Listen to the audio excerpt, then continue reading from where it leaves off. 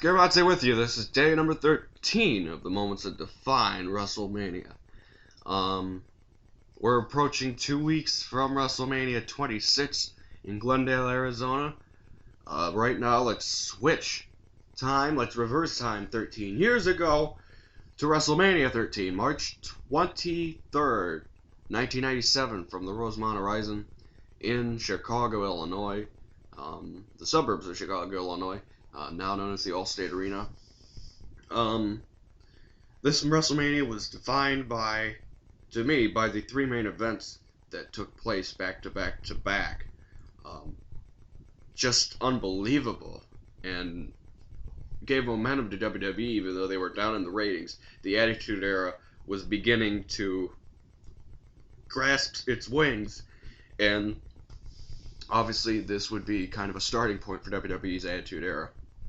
Not official until about a year later, but it does give it some steam.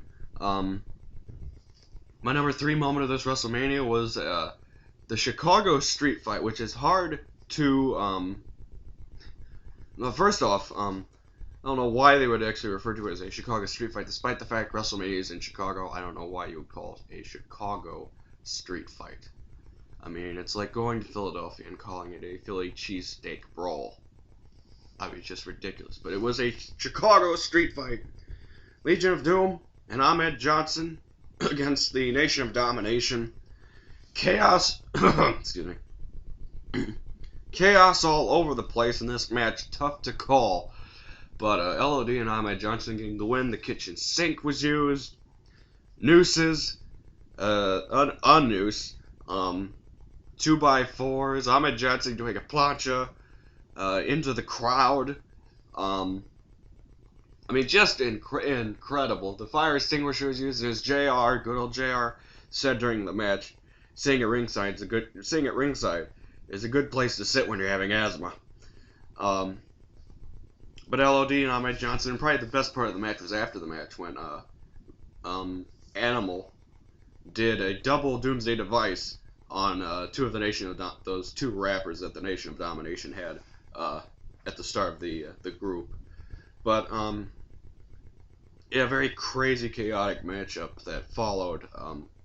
Had a tough act to follow in my number 1 moment in the match that I'll talk about later. Number 2, The Undertaker. 5-0 at this point. Went up for the WWE Championship and just a chaotic 2 months as far as the title situation was concerned. At the Royal Rumble, Psycho Sid had the belt. Shawn Michaels won it in his hometown of San Antonio from 70,000 people in the Alamo Dome. Gave up the belt in his I've Lost My Smile speech. Came down to 4 men in the In Your House Final 4 match. Bret Hart won the title, then Psycho Sid won it back. So it's Undertaker versus Psycho Sid for the WWE Championship. With the help of Bret Hart, The Undertaker goes 6-0 and wins the WWE Championship for the first time in 6 years, since the Survivor Series 1991. And The Undertaker would have a very good run. Possibly I think his longest run went up until SummerSlam this year, when a controversial ending in his match with Bret Hart. And speaking of Bret Hart,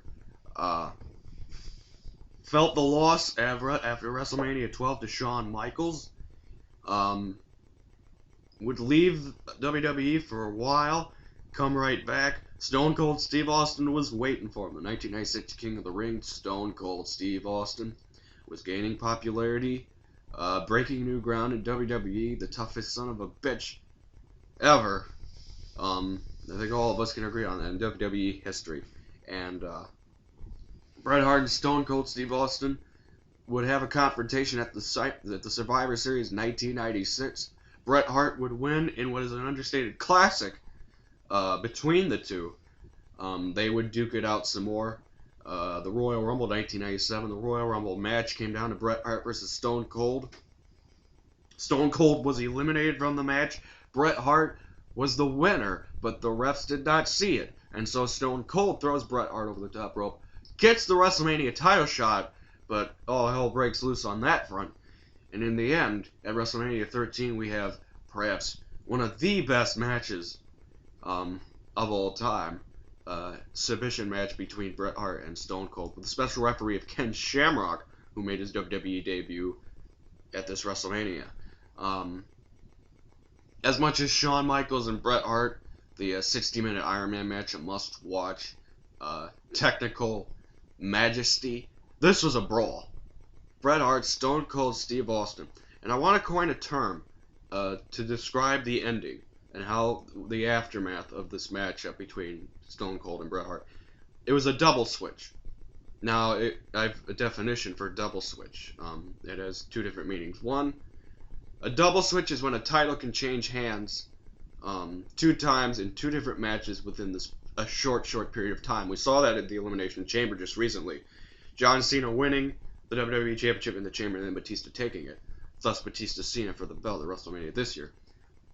That's one meaning. The other meaning is if in the course of the same match, Bret Hart, or not Bret Hart, but a face turns into a heel and a heel turns into a face. And we saw that. Stone Cold Steve Austin solidified his place as a superstar in WWE. He kept it for a long time. He solidified his main event status with this match because he didn't give up. Bret Hart won the match, but Stone Cold, beaten to a bloody freaking pulp in this match. He had a mixed reaction walking out. He was a heel, I guess, and then he turned into a fan favorite within the course of 2-3 minutes, getting locked in the sharpshooter. Just an awesome job by Stone Cold, and the fans are chanting Austin, Austin, Austin, and his rebellious attitude, just giving the Attitude Era birth, and he's the man we can thank for that. On the other hand, Bret Hart, he was a face walking in. He had been complaining for months. He was being screwed by everybody. His win, and then his attack, and then the next night his promo against America, solidifying his heel status in America. He was still a face. He was still a fan favorite overseas, but in America he was a heel. The double switch, the double standard set Bret Hart and Stone Cold. It would lead to the America-Canada War, and it would I think the WWE would pick up steam, and it was a pretty good year, 1997. It would all give way to next year, and the Attitude Era giving birth, and we'll talk about that. The official start of the Attitude Era, most people will think, was at WrestleMania XIV, with Stone Cold Steve Austin winning the WWE Championship. Obviously a tease for tomorrow, for March 14th, as we talk about WrestleMania XIV, which happened 12 years ago in Boston, Massachusetts. Skier Moxley saying that WrestleMania XIII, this was a good WrestleMania. The 3 main events really gave it some momentum. Obviously better than last year's WrestleMania XII, and the moments, they're continuing. And we'll continue tomorrow talking about WrestleMania XIV. Skier Moxley, goodbye.